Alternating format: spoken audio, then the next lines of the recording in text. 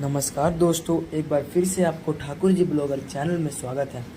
तो आज मैं आपको स्पेशली ये बताने आया हूँ कि आप यदि केदारनाथ जाते हैं तो आपका सबसे बेस्ट मौसम केदारनाथ में कौन सा है, कब आपको विज़िट करना चाहिए और आपका क्या ट्रांसपोर्टेशन सर्विस है वहाँ की, आप कौन से रूट से केदारनाथ पहुँच सकते हैं। और यदि आप केदारनाथ मंदिर जाते हैं तो वहाँ उसके बाद आपको रहने की, खाने की वहाँ पर कैसी सुविधा है, वो सभी मैं आपको बताऊँगा। तो आप जुड़े रहिए इस चैनल के साथ। तो सबसे पहले हम बात करते हैं कि आप केदारनाथ को किस रूट से आप बहुत ही ईज़िली पहुँच सकते हैं। तो सबसे पहले आपको आपके जो भी आपका नियर बाई स्टेशन है वहाँ से आपको हरिद्वार या ऋषिकेश पहुँचना होगा। फिर वहाँ से आप शेयरिंग टैक्सी या बाय बस के द्वारा पहुँच सकते हैं, जो कि आपका स्टॉपेज होता है सोनप्रयाग, और सोनप्रयाग से आपको गौरीकुंड के लिए दूसरी टैक्सी करनी पड़ती है। तो मैं इसका फिर एक बार आपको फेयर बता देता हूँ। यदि आप बाय बस से आते हैं तो आपको 600 से 700 के अराउंड में पड़ेगा। यदि आप शेयरिंग टैक्सी लेकर आते हैं तो उसका आपको पर पर्सन 1500 रुपीज़ के समथिंग कुछ पड़ेगा। और फिर वहाँ से जो अगर आप गौरीकुंड जाते हैं तो उसका 50 रुपीज़ समथिंग कुछ लगता है। यदि आप केदारनाथ जाते हैं तो उस पर कई सारे अच्छे टेम्पल्स हैं, कई सारी अच्छी रिवर्स है। जैसे कि आप यदि केदारनाथ के रास्ते में जाते हैं तो देखेंगे आपका दो नदी का संगम एक साथ होता है। वो जगह का नाम रुद्रप्रयाग है। तो रुद्रप्रयाग में अलकनंदा और भागीरथ दोनों नदी एक साथ मिलकर गंगा नदी का उच्चारण करते हैं। तो ये नदी भी आप ज़रूर घूमिएगा, इधर भी एक बार आप ज़रूर विजिट कीजिएगा, क्योंकि ये आपके रास्ते में ही आ जाएगा। तो आप अपने जो भी आपके ड्राइवर है उससे आप पहले ही मतलब कोऑर्डिनेट कर सकते हैं इसके लिए। तो आप इजीली इसको भी आप घूम लीजिएगा। देन ये सब घूमने के बाद आपका फिर आप जैसे ही आप मतलब गौरीकुंड पहुंचते हैं तो केदारनाथ की भी कुछ टाइमिंग होती है, उसी के अकॉर्डिंग आपको चलना होता है। देन अगर आप दोपहर के 3 बजे के बाद गौरीकुंड पहुंचते हैं तो आप यात्रा नहीं कर सकते, क्योंकि वो यात्रा सिर्फ 3 बजे तक ही वैलिड होती है। उसके बाद केदारनाथ का जो ट्रैकिंग होता है वो बंद कर दिया जाता है। उसके बाद जो ओपन होता है ट्रैकिंग रात में 3 बजे वो फिर से ओपन होता है। तो आप यदि 3 बजे के बाद आते हैं तो आपको रात में ही करना पड़ेगा, परंतु अगर 3 बजे से पहले आ जाते हैं तो आप उसी दिन ट्रैकिंग स्टार्ट कर दीजिए। तो अब मैं आपको बताने जा रहा हूँ कि वहाँ का अकोमोडेशन फैसिलिटी, यानी वहाँ का रहने का स्थान किस तरह का है और वहाँ पे आपको किस बजट में आपको मतलब इजीली रूम प्रोवाइड हो सकता है, और आपका मतलब क्या चार्जेस उसमें लगेगा, उसमें मतलब खाना क्या किस प्रकार का कितने रुपये तक आपको अवेलेबल हो जाएगा, वो सब आपको बताने जा रहा हूँ। तो आप ध्यान से सुनिएगा और चैनल के साथ बने रहिएगा।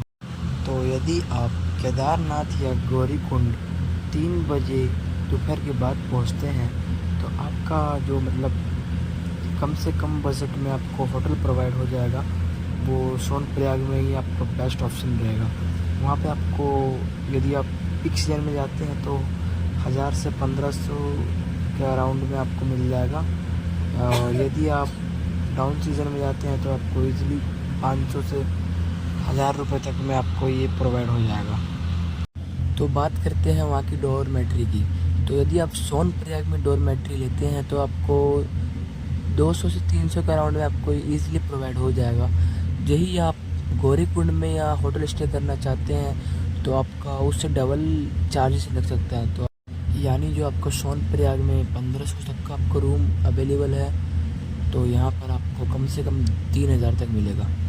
तो इसीलिए सबसे बेस्ट ऑप्शन आपका रहेगा कि आप सोनप्रयाग में ही स्टे कर ले, जिससे आपको ईज़िली रूम भी प्रोवाइड हो जाएगी और कम दाम में भी रूम आपको मिल जाएगी। तो बात करते हैं केदारनाथ में आपको किस प्राइस तक में आपको रूम अवेलेबल वहाँ पे हो जाएगा। तो यदि आप बेस कैंप के अराउंड में आप अपना रूम लेते हैं तो आपको ईज़िली प्रोवाइड हो जाएगा कम से कम कॉस्ट में, यानी आपको 200-2500 में आपको ईज़िली मिल जाएगा। यही आप रूम केदारनाथ मंदिर के जस्ट सामने लेना चाहते हैं तो वहाँ पर 3,000 के बदले सीधा डबल होकर 6,000 से 8,000 के बीच में आपको वहाँ पर रूम मिलेगा। तो यदि आप वहाँ पर रूम लेना चाहते हैं तो मैं तो आपको पर्सनली गाइड करूँगा कि आप बेस कैंप के पास ही आप रूम लें। यदि आप डोरमेट्री या टेंट लेना चाहते हैं तो आप वहाँ पर ले सकते हैं, वो भी आपको बेस कैंप के पास ही मिल जाएगा इजीली, कम से कम दाम में। तो मैं आपको प्रेफर करूँगा कि आप बेस कैंप के पास ही रूम ले, जिससे आपका मतलब ईज़िली कम कॉस्ट में आपको रूम प्रोवाइड हो सके। तो आगे मैं आपको बताता हूँ कि यदि आप अपना कैंप लाते हैं तो आप किस तरीके से वहाँ पर मतलब रहने की सुविधा है। तो यदि आप अपना कैंप लाते हैं तो आप मंदिर के बैक साइड कुछ स्पेस है, वहाँ पर सारे व्यक्ति कैंप लगाते हैं। तो आप भी इजीली किसी भी विदाउट चार्ज के आप लगा सकते हैं, वहाँ पर किसी भी प्रकार को आपको मना कोई नहीं कर सकता। तो अब मैं आपको बताने जा रहा हूँ कि आप केदारनाथ कौन से टाइम में प्रेफर करें आना। तो सबसे बेस्ट टाइम होता है अप्रैल से लेके जून तक, और हो सके तो आप मानसून के सीज़न में अवॉइड कीजिए, क्योंकि ये सीज़न जो होता है बहुत ही ज़्यादा खतरे वाला होता है। यहाँ पे इस सीज़न में बहुत ज़्यादा लैंडस्लाइडिंग होती है। तो उसके बाद सितंबर टू अक्टूबर में जा सकते हैं। तो यदि आपको स्नोफॉल देखने का केदारनाथ में कुछ ज़्यादा ही मन है तो आप हमारे साथ चल सकते हैं। हम खुद 28 अक्टूबर को 2023 में जा रहे हैं, यानी इसी महीने हम केदारनाथ अक्टूबर में जा रहे हैं, और उस समय काफ़ी स्नोफॉल होगा। तो यदि आप में से किसी भी व्यक्ति को जाना है तो आप हमारे ग्रुप को ज्वाइन कर सकते हैं। आपको मैं डिस्क्रिप्शन में नंबर प्रोवाइड कर दिया जाएगा। तो यदि आप में से कोई भी व्यक्ति इंटरेस्टेड है तो दिए गए नंबर पर आप कॉल कर सकते हैं, जो आपको डिस्क्रिप्शन में मैं मेंशन कर दूंगा। तो आगे हम चलते हैं। तो दोस्तों, आपको मैं बताने जा रहा हूँ कि केदारनाथ जाते समय आप किन किन चीज़ों को अरेंज करके ज़रूर जाए, जो यहाँ जाने के लिए मोस्ट इम्पॉर्टेंट है। तो मैं आपको बताता हूँ, आप ध्यानपूर्वक पूरा इसको सुनिएगा। तो सबसे पहले आप एक अपना जो बैग पैक करते हैं उसमें रेन कोट ज़रूर डालें। रेन कोट के साथ आप एक छाता भी ज़रूर ले लें, और एक वाटर प्रूफ बैग हो, जिससे आपका मतलब किसी भी प्रकार का जो कपड़ा हो गीला ना हो। और ज़्यादा से ज़्यादा मात्रा में आप कुछ दवाइयाँ ले लें, जैसे मेडिसिन, जो भी सिर दर्द हो गया, पैर दर्द इत्यादि, जो भी आपको मतलब प्रॉब्लम है उसकी दवाई आप ज़रूर लेके जाएं, क्योंकि वहाँ पर जो होता है ऑक्सीजन की बहुत ज़्यादा कमी होती है। तो अपना मेडिसिन ज़रूर लेके जाएं। और उसके बाद आप एक बढ़िया क्वालिटी का शूज़ ज़रूर ले लें, क्योंकि वहाँ पर जो बर्फ़ होती है वो बहुत ज़्यादा फिसलने वाली होती है। ये आपको कोई नहीं बताएगा, कहीं किसी भी वीडियो में नहीं बताएगा, मैं ही आपको बता रहा हूँ। और उसके बाद आप एक मतलब अच्छा सा एक जैकेट भी ज़रूर परचेज़ करें, क्योंकि वहाँ पे ठंड भी बहुत ज़्यादा होती है।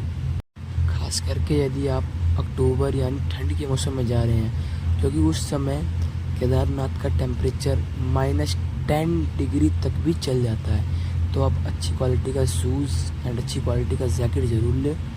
और जाते समय कुछ खाने पीने की चीज़ें आप नीचे से ही ले लें, क्योंकि वहाँ पर जो आप नीचे 20 रुपये का ख़रीदोगे, केदारनाथ के मंदिर के सामने आपको 50 से 100 रुपये का मिलेगा।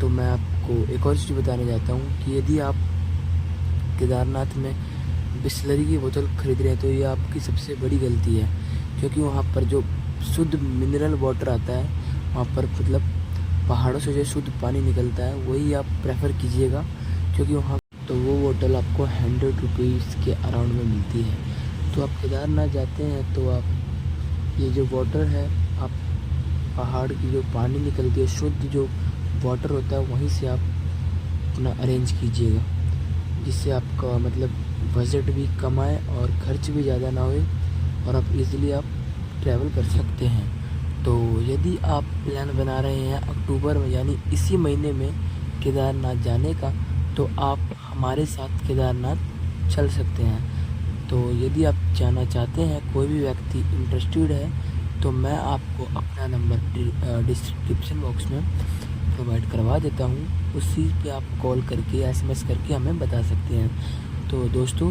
कि anybody interested so please contact this number. तो मैं आपको बताना चाहता हूँ कि आप भी हमारे साथ चल सकते हैं। तो दोस्तों अब हम इस वीडियो को यहीं पर समाप्त कर रहे हैं। अगर आपको ये वीडियो इन्फॉर्मेटिव लगा हो तो आप कमेंट बॉक्स में ज़रूर बताएं एंड लाइक एंड सब्सक्राइब करना बिल्कुल ना भूलें। तो थैंक यू सो मच दोस्तों। तो अब हम इस वीडियो को यहीं पर एंड कर रहे हैं। नेक्स्ट वीडियो जल्द ही हम आपके सामने लाएंगे।